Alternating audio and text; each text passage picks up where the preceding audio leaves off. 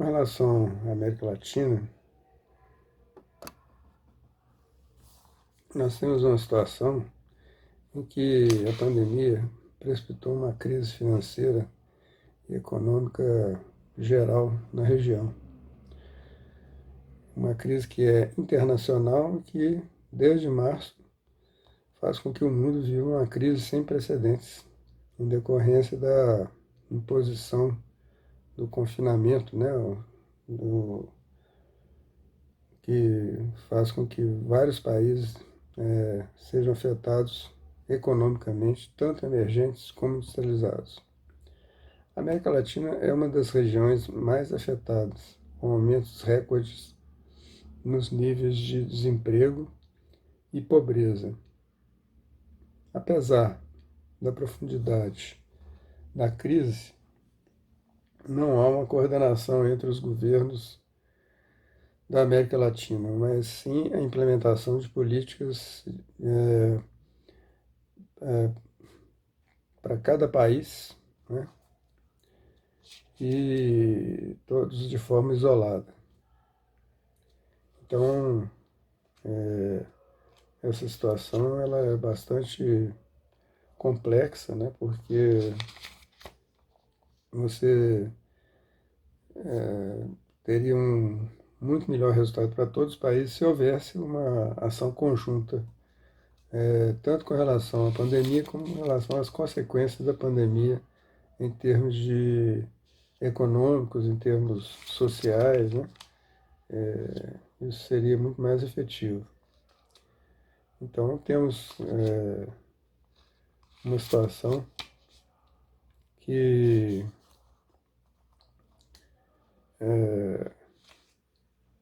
os governos progressistas da América Latina não conseguiram compreender essa situação da pandemia dentro do contexto que praticamente toda a América Latina está envolvida, que é o neoliberalismo. E a necessidade de estabelecer estratégias alternativas para que, do ponto de vista econômico, não tenhamos de novo uma nova década perdida. Aliás, pior do que a década de 80, de 1980, século XX, quando a região sofreu os estragos da crise da dívida externa. O desafio que temos pela frente é construir mecanismos que, questionando a teoria convencional neoliberal, nos permita sair da crise. A pandemia Covid-19 precipitou o rescaldo da crise financeira que estourou nos Estados Unidos em 2008 e se espalhou para o resto do mundo.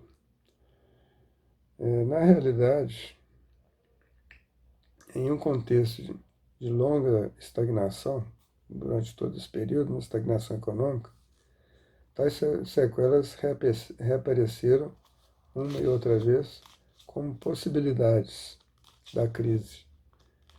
A última sendo em meados de setembro de 2019, quando houve um colapso no funcionamento normal, vamos dizer assim, né, do mercado de recompra de títulos dos Estados Unidos, chave para manter a liquidez do sistema financeiro.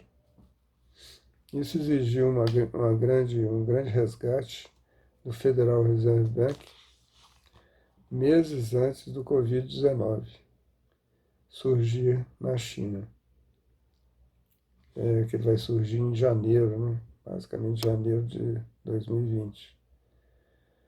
A pandemia apenas acelerou as tendências e globalizou essas tendências.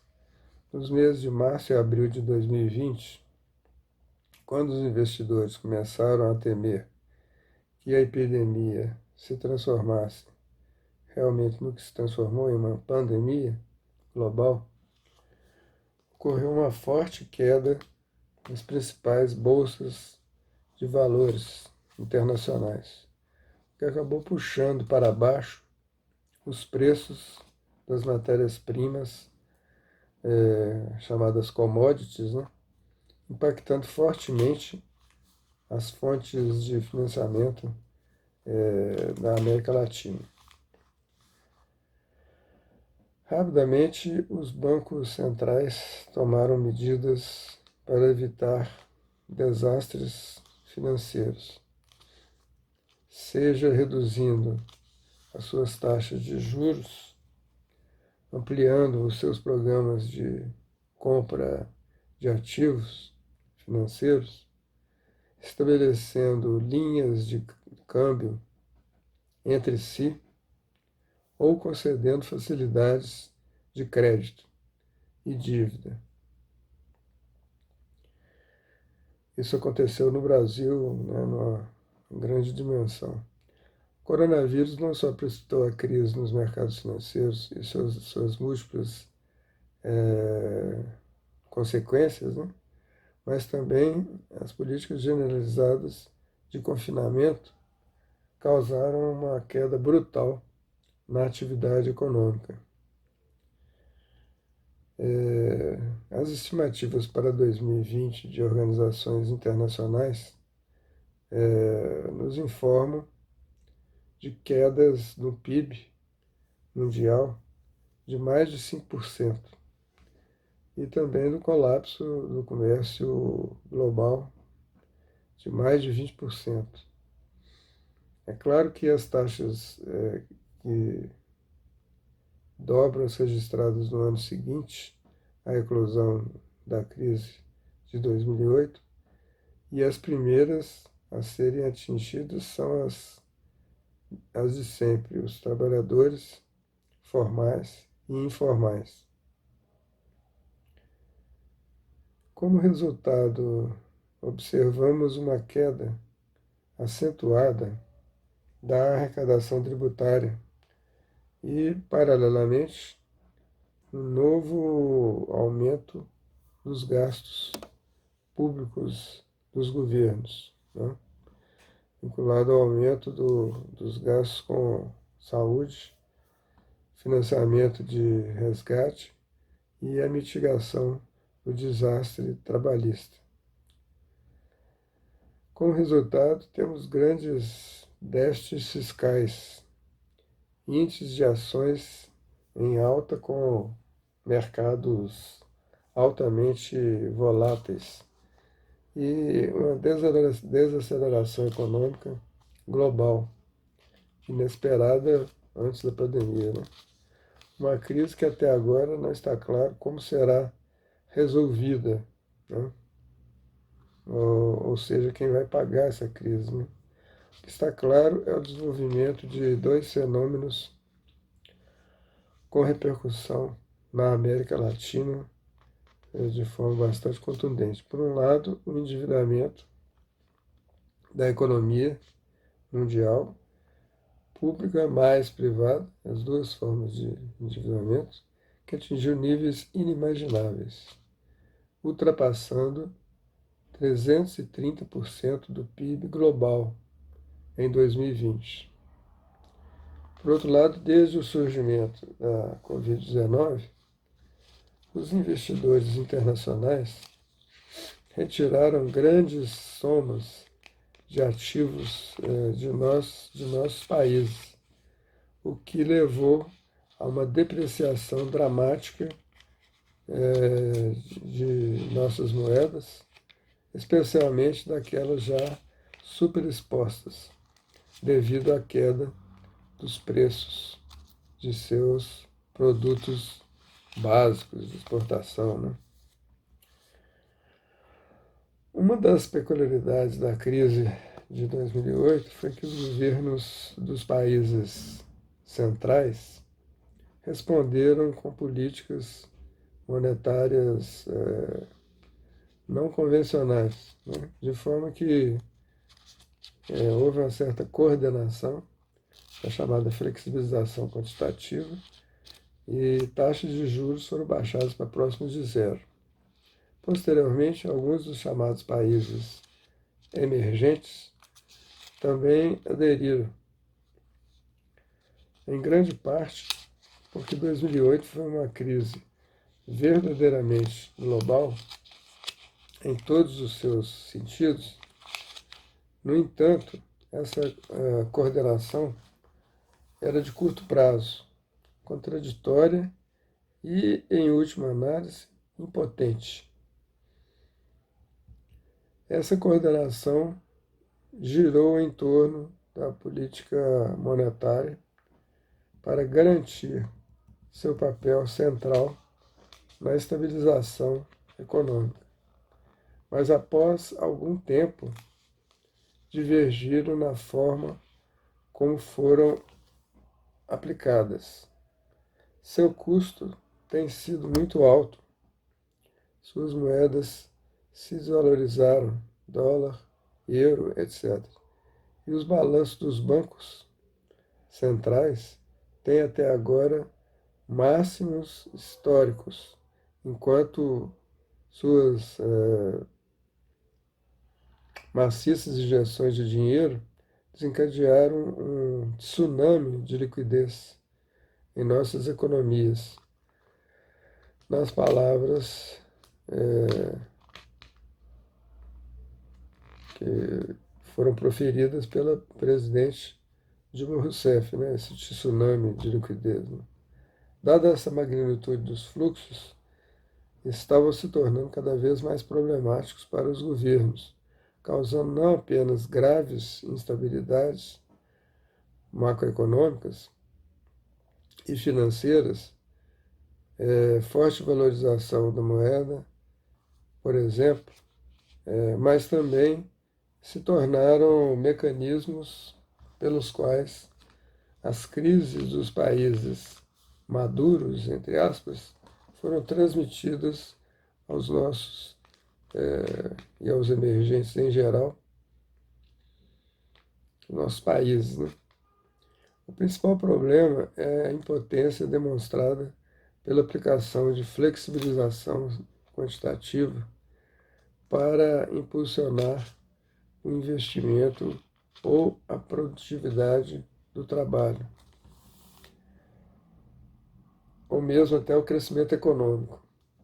O que estamos experimentando agora é o reinício das consequências dessas políticas monetárias pouco convencionais e que afetaram bastante as economias. Né? Mais uma vez, o alcance da crise atual é totalmente global. E, no entanto, até o momento não houve uma resposta coordenada às alturas de suas necessidades, nem mesmo no nível da saúde. Na América Latina, essa falta de coordenação é ainda mais evidente. Cada um de nossos países busca superar a crise a seu modo, priorizando a política monetária para estabilizar as economias. Por exemplo, por meio da defesa das moedas, mas também pelo recurso a mecanismos antes proibidos, entre aspas, pela teoria monetária convencional, como a emissão de moeda. O caso do Chile é marcante a esse respeito, pois recentemente decidiu emitir dívida pela primeira vez desde os anos 80. Não tinha apresentado dívida até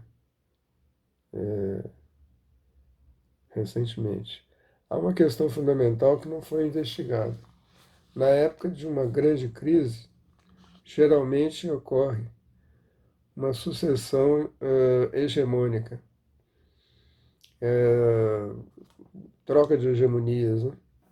Aconteceu após a Grande Depressão de 29, quando os Estados Unidos se tornaram a primeira potência mundial, posicionando o dólar como moeda de reserva internacional. Hoje, no entanto, apesar da profunda crise global, parece não existir condições para tal sucessão, como proposto por várias teorias convencionais e críticas no Ocidente. Até parece que o objetivo da China não é conquistar o mundo, ou substituir, entre aspas, os Estados Unidos como um novo império. Pelo contrário, a Aliança China-Rússia e a Organização de Cooperação de Xangai parecem buscar um mundo multipolar, baseado em um comércio mais justo, no sentido de ganha-ganha. Esse mesmo princípio é abraçado pelo Acordo Regional de Parceria Econômica, ou chamado RCEP, recentemente assinado na 30ª Cúpula da ASEAN, bem como pela nova Rota da Seda, lançada em 2013. Em termos mais amplos, a China e as nações, e essas nações, né, que fazem parte da ASEAN, defendem um multilateralismo reformado, mais equilibrado, e um livre comércio que respeite a soberania dos Estados em geral, né?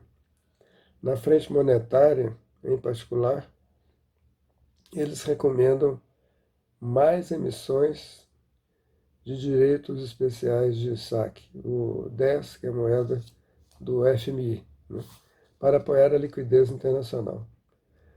O interesse da China é, de certa forma, evitar o colapso do sistema geral, mundial, onde todos deveriam se encaixar.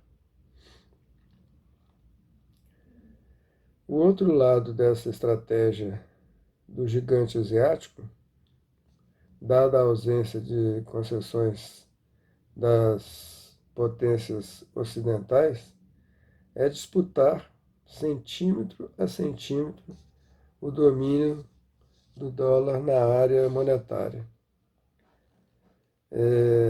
por meio do desenvolvimento de um novo renminbi, que é a moeda chinesa, né, ou yuan digital, que em breve será implementado para uso de transações monetárias de todos os tipos, incluindo transferências, comércio e até mesmo como moeda de reserva. O yuan, com efeito, já é uma moeda de reserva internacional cada vez mais forte. Essa tendência será ainda mais reforçada por meio de acordos mencionados anteriormente. Por exemplo, o ponto crucial do acordo RCEP, assinado em novembro de 2020, é que suas transações serão realizadas em moedas locais e em yuan, e não em dólares americanos. RCEP é um grande instrumento de desdolarização, principalmente na região da Ásia-Pacífico e, gradativamente, no resto do mundo. Além disso, grande parte do financiamento para projetos sob este acordo e também da nova Rota da Seda pode vir na forma de empréstimos a juros baixos do Banco Asiático de Infraestrutura e Investimento da China e outras fontes de financiamento nacional e dos países participantes. A formação do Fundo de Reserva da nova Rota da Seda aponta na mesma direção.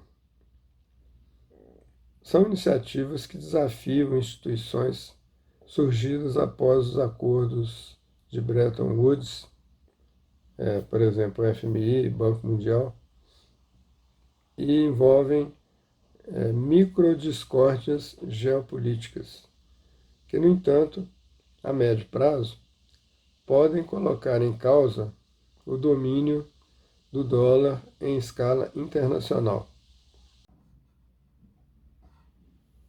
No entanto, instrumentos como o Fundo de Estabilização dos BRICS, a sigla dos países Brasil, Rússia, Índia, China e África do Sul, foram deixados no tinteiro, entre aspas, para enfrentar o Fundo Monetário Internacional. Nem todos os governos foram capazes de compreender o alcance do neoliberalismo nas arenas monetária e financeira, que se oculta, geralmente se oculta, na lógica de instrumentos de natureza aparentemente técnica, essencialmente apolíticos, e não democráticos.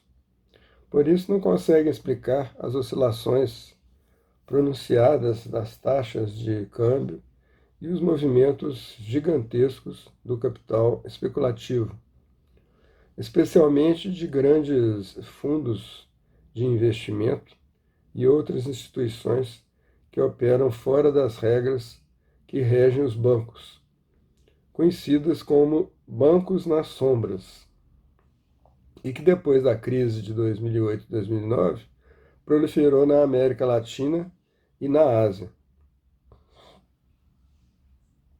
Poucos ainda podem responder por que as políticas de flexibilização quantitativa que vêm sendo aplicadas durante a pandemia causam grave instabilidade macroeconômica e financeira em nossas economias, ou o fracasso da estratégia de acumulação de reservas internacionais para evitar a crise do setor externo. Hoje é fundamental pensar como vamos desafiar essa lógica tecnocrática que também se mostra inoperante. Atualmente, todos os países do continente precisam fortalecer seus sistemas públicos de saúde e subsídios para poderem se recuperar o mais rápido possível das enormes perdas socioeconômicas geradas pela pandemia. Além disso, eles exigem financiamento para vacinas Covid-19. Nesse sentido, seria conveniente estabelecer um acordo entre os países para desenvolver sistemas públicos de saúde ou realizar compras conjuntas de vacinas, coisa que não tem sido feita, Quer dizer, cada país tem feito as compras de vacina de acordo com os seus próprios sistemas de saúde e isoladamente dos outros países da América Latina.